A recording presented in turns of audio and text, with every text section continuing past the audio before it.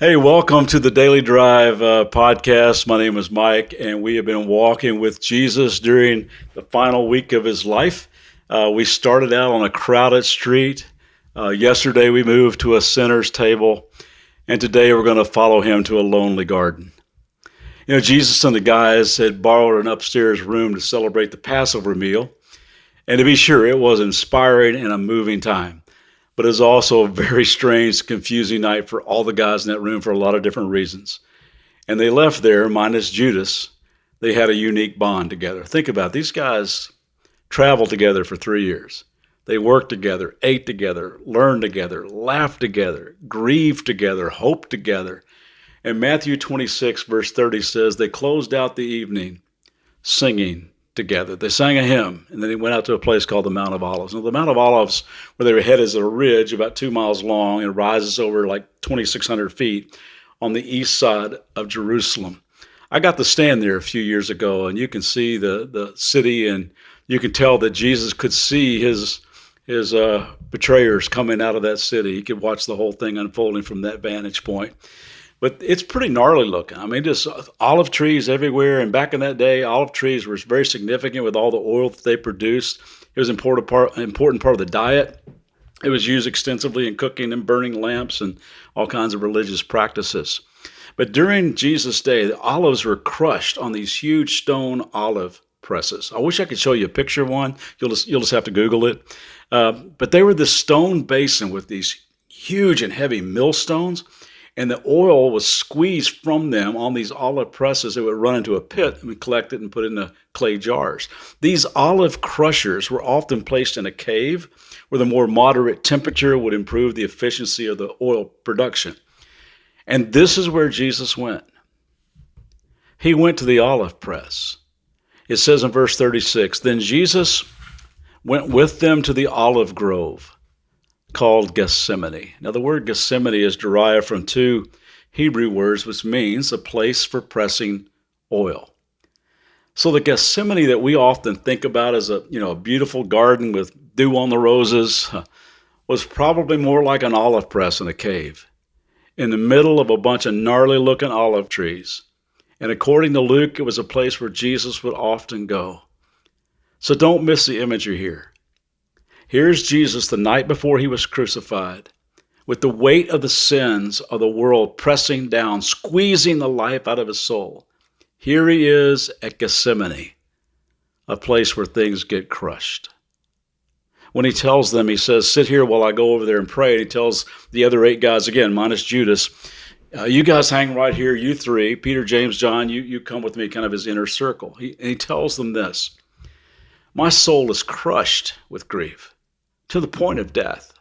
Stay here and keep watch with me. And he gets real vulnerable and he tells them, my soul is crushed. I need some friends right now. When you read through the Gospels, you will notice how Jesus went off to be with God a lot of times all by himself. Sometimes he would send the disciples off in a boat. He would tell them, you guys go ahead to the next village, I'll catch up. He would spend significant time alone praying. And even though this time he would once again pray all by himself, he still wants somebody close by. He needed their presence. He needed their friendship. And I just think that's pretty cool, that God in the flesh still needed friends. Isn't that true of all of us? I mean, almost instinctively, we want somebody by our side in the hospital before a major surgery. Or at least to know someone sitting out in the lobby while it's all going on. We want somebody sitting in that courtroom during the proceedings. We might be nervous about a job interview, and we say to our friend, just go with me, just sit in the parking lot, sit in the car, just pray for me. We want somebody walking with us when we go into that first recovery meeting. We want somebody standing next to us in that funeral home when we're grieving. We all need the reassuring touch of a friend or family member in those times. We all want somebody there. And Jesus did too. He's experiencing the depth of loneliness here at Gethsemane that he'd never, ever experienced before. Did you catch how he tells his closest friends, my soul is crushed with grief to the point of death? I've been reading some research recently about how rejection actually physically hurts. One of the researchers I read said the mind, brain, and body are tightly linked.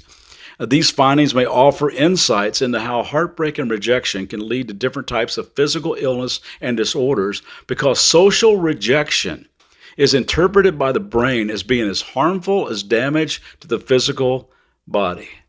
And you talk about someone experiencing intense rejection, talk about betrayal, talk about heartbreak. Jesus says, listen, guys, I feel like I'm dying. My soul is crushed. I love what Philip Yancey writes in his book, The Jesus I Never Knew. He said, his words suggest something more ominous than loneliness. Is it possible that for the first time ever, he did not want to be alone with the Father? Jesus no more relished the prospects of pain and death than you and I do, but there was more to work it well. A new experience for Jesus that can only be called God-forsakenness. At its core, Gethsemane depicts, after all, the story of unanswered prayer. The cup of suffering was not removed. See, Jesus knew in these moments the crushing weight of sin of all mankind would be placed upon him. He had never felt separation from the Father that sin brings, never. And he knew it was coming. And his soul felt crushed. He knew the truth of the Old Testament prophecy about his destiny in Isaiah 53. He was despised and rejected, a man of sorrows, acquainted with deepest grief. He knew the reality of 2 Corinthians 5:21. God made him who had no sin to be sin for us, so that in him we might become the righteousness of God. The greatest person who ever walked the planet, the only one qualified to be called good, would be cursed. Galatians 3 says, Christ redeemed us from that self-defeating, cursed life by absorbing it completely into himself. His road that final week led to Gethsemane, the place where olives get crushed. And in this night, the truth of where that road would lead him tomorrow crushed his soul. He went a little deeper into the groves, and it says, he went a little further and bowed with his face to the ground, praying the most significant words ever uttered. My Father, if it is possible, let this cup of suffering be taken away from me. Yet, I want your will to be done, not mine. You ever been there? In the middle of if and yet? If you could do this, God, yet I believe you know best. This profound wrestling between if and yet would continue all through the night as he pours out his breaking heart to his Father. After a while, he gets up and checks on his friends, and maybe he just wants to talk about what he has been talking to God about. Maybe he's just looking for a little encouragement, like somebody say, you okay in there? But it's not to be. You guys ever been in a class at school or a boring movie or a boring podcast, and you're finding it hard to stay awake, especially after you've just eaten?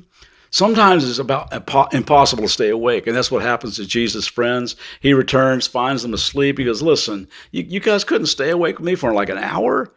I know the spirit is willing, but the body is weak. And he singles Peter out. But I don't think he jumps all over Peter. I think there might be some disappointment. But it's also this mix with a dose of reality. He says, Peter, do you remember? On the way over here, you said that you would deny me.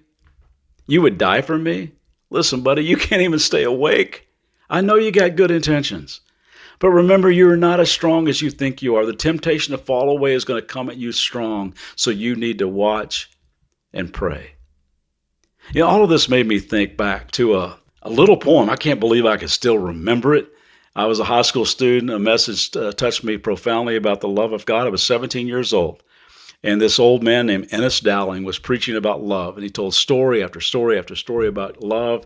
And then he told a story about the unconditional love of dogs. And I've always been a dog lover, like you had me at Wolf, right? I still can't believe I remember this poem from when I was 17, but I've never forgotten it. The poem was, I wonder if Christ had a little black dog, all curly and woolly like mine, with two silky ears and a nose rounded and wet, and two eyes that sparkle and shine. Well, I'm sure if he had, that little black dog knew right from the start he was God. He needed no proof that he was divine. He just worshiped the ground that he trod. But I'm sure that he hadn't, because I have read how he prayed in the garden alone, when all of his friends and disciples had fled, even Peter, the one called the stone. Well, I'm sure if he had, that little black dog would have never have left him to suffer alone, but crawling up under his arm would have licked his dear fingers in agony clasp, and counting all favors but loss, when they led him away, he would have trotted behind and followed him all the way to the cross. But there was no faithful dog, just a bunch of snoring men. It says Jesus left the second time and prayed, Father, if this cup cannot be taken away unless I drink it, then your will be done. Remember the cup that he held a few hours early at the Last Supper? He held it up and said, this cup is the new covenant. This is my blood poured out for the sins of many. And now he's pleading, Father, can you take this cup away from me? I mean, is there another way? There again, he's wrestling between if and yet. If you could do this, if you could take this away, but yet your will be done. And he comes back a third time, and they're asleep again. And he tells them to go ahead and get your sleep. You guys can't help it, and you're going to need it, in fact, because things are going to get real crazy. And then he says, but look, the time has come. The Son of Man is betrayed into the hands of sinners. Up, let's get going. My betrayer is here. And with that, he courageously walks into the darkness toward the ones who wanted him dead. And this all went on at Gethsemane, the place where things get crushed. When I thought about Jesus being there at Gethsemane, the olive press, during the most intense night of his life, it made me want to ask you, what do you do when you're being pressed? What do you do when you feel like you're being crushed? I thought about this a lot this week personally. And I wrote down just a few statements after reading this story again. They're kind of resolve statements for me, because I told you at the beginning of this journey down the road with Jesus, when you watch him, you can't help but want to be like him. What he was able to do was so impressive. My respect grew even deeper this week. And based on what I saw him do at Gethsemane, here's some statements I just jotted down that flowed out of my heart. The first thing I wrote down was, I will not go through tough stuff alone. See, God reminded me that I have a tendency to withdraw when difficult things come my way. I don't want to bother other people with this. It's not a big deal, really. It's kind of a private matter. No one needs to know this is an issue. No one needs to know this really hurts. Nobody needs to see my vulnerability because I'm supposed to be strong. I mean, hey, I'm supposed to be an example. I got this. And even though they didn't exactly come through for him, I mean, imperfect people sometimes fail you, Jesus still knew the value of having some close friends with him. He knew the value of having some people that were just there. So following Jesus' example, I just wrote down this week, when I go through tough stuff, I'm not going to go through it alone. Second thing I jotted down was this. I'm going to pray with raw honesty. Because sometimes we pray way too neat, way too buttoned up, way too religious sounding, way too reserved, way too vague. This struggle for Jesus was a gut level one, an honest one. These prayers were not rehearsed or formulaic. They were real. They were intense. They were raw. They didn't come out of a book. They came from a soul that felt crushed. It says in Hebrews chapter 5, while Jesus was on earth, he offered prayers and pleadings with a loud cry and tears to the one who could rescue him from death. So I just wrote down, I'm going to pray that way. Gut level, honest with my own voice, my own words, my own pain, my own requests, my own heart. I'm just going to shout out, cry out to the one who loves me deeply. And the third thing I wrote down this week was this. I'm just going to surrender to God's better plan, and I'm going to live with purpose. In Mark's account, he says this, Jesus cried out, Abba, which means daddy. Abba, daddy, Father, everything is possible for you. Please take this cup of suffering away from me. Yet, I want your will to be done. So we come to God saying, if and yet, Father, Abba, Daddy, everything's possible for you. I know you can heal this cancer. I know you can repair this marriage. I know that you can prevent this bankruptcy. I know that you can reverse this verdict. I know you can save my job. I know you can fix my heartbreak. Everything is possible for you. But God, I just want to tell you, I trust your better plan. I trust your better view from above. I believe that your ways are higher, that your wisdom is better, that your love runs much deeper. This is what I'd like to see. Yet, not my will, but yours be done. When he was finished praying, he sees them coming to arrest him. And Peter, perhaps trying to make up for falling asleep, grabs a sword and starts flailing around and chops the ear off a guy. Well, Jesus heals the guy's ear and he says, Peter, put your sword up.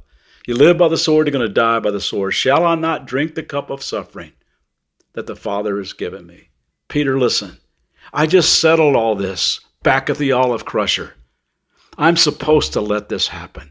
This is God's plan. This is my road. This is my purpose, my destiny. Come on, put your sword up.